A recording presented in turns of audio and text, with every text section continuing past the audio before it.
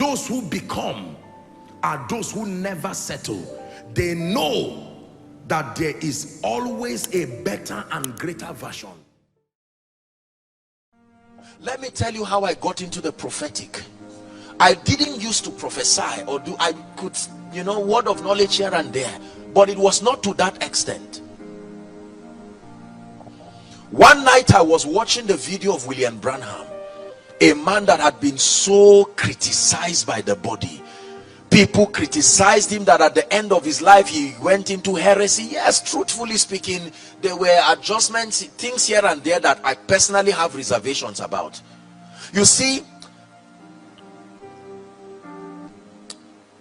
the ability to adapt is your proof of honor. You must adapt to people's weaknesses and limitations. Elijah was a temperous man, but Elisha endured it to receive the grace. Waiting for perfect vessels to transfer grace for you, you will never find one. Adaptation is proof of honor. There were many things that were done by the great prophet that I have reservations for. I may not bring them to the ministry, but that's too small a reason to not open up my heart and receive. When I returned back, the dimension of the miraculous that I stepped into surprised me. I said, what is this? It's amazing how easy your life can be when the grace that sponsors that result comes on you. And it is amazing how hard your life can be when the grace that is allocated for the result you seek is not on you. We're wrapping up. I'm praying 2 minutes, 3 minutes, and we're done. But it's important to establish this so that the prayer will be able to find a place in our hearts.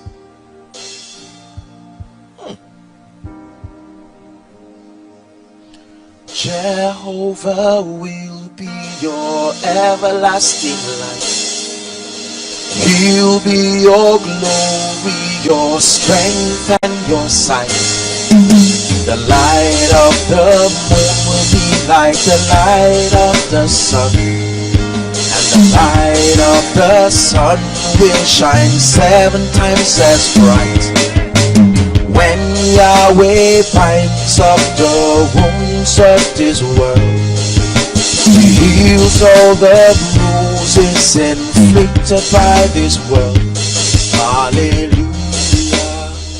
I started singing that song because I'm seeing the vision of a man of God on his knees now.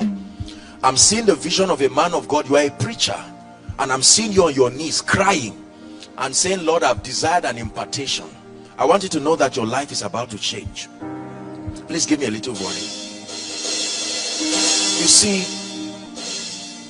when I was watching William Branham, and I was just looking, he was an interview just like this, and I stayed with my heart broken. I said, God, look at this servant of yours. How come people cannot see the compassion and the humility? Listen, don't criticize a man until you know the weight of what he is carrying. There are ministers you are seeing, the burden and the grace upon their life is heavy. Pray for them, don't talk about them until you can. Look at Moses, was carrying a dimension and was quiet. A part of his spirit came on 70 elders and none of them could stand. That's what one man was carrying. So when you are talking about people, the attacks that come to their life, have the fortitude to discern the burden and the grace that is upon them. When I looked at William Branham, do you know, even the modern day prophetic, there are few people who have come close. It's just that they did not have the opportunity to capture these things. As I was watching him with humility, this is what happened to me. Suddenly I felt like oil from my head. My eyes were teary and it started going down my body. Cold sensation, like I was in a fridge. I said, what is happening? It started going down. It took like 30 minutes and then it just left. The next meeting I went to, and the heavens opened. Lord, what is this dimension you are bringing me into? Honor. I remember when I went to pay for 2 women They were buying sugar cane or something, I can't remember. And I told one of the women, for some reason I was drawn in my spirit.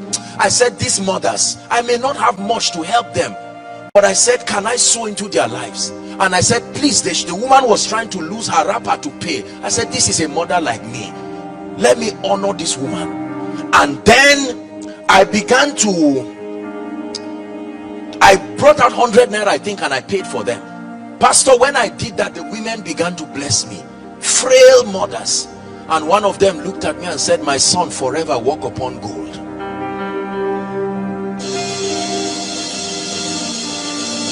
So when I say I'm a product of many anointings, it is true.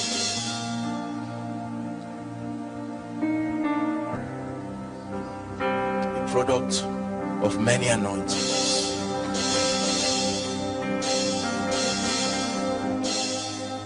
I had the opportunity, by the grace of God and the privilege of God's grace, to honor the man that began the first official mentor in my life that I shared with you, that began to train me in the seminary. I had the opportunity a few days ago to search for him and to honor him. And I told him, after many decades, what you have done still stands. And I am grateful to return back. No matter what I've become today, I know you are an old man there, but I want you to know that I am wise enough to return to you to say, God bless you. And he sent a text and began to prophesy. This is how we rise, by discernment. Emoji will destroy us, and you may not backslide, but you will camp at a level. You will keep preaching things you cannot defend. The grace dimension to defend your spiritual propositions is not there. And this is a generation that needs proofs. When I came to you, I did not come with the excellency of speech, he says, but in the demonstration of power, that your faith would not rest upon the eloquence, the wisdom, Sophia of men, but upon the power of God. I'm about to pray. I do not stand to one who is the absolute custodian of the grace of God in the body. That would be flattery and that would be foolishness. But I can tell you one thing, I come as one who is a privileged steward of the mysteries of the kingdom for this generation.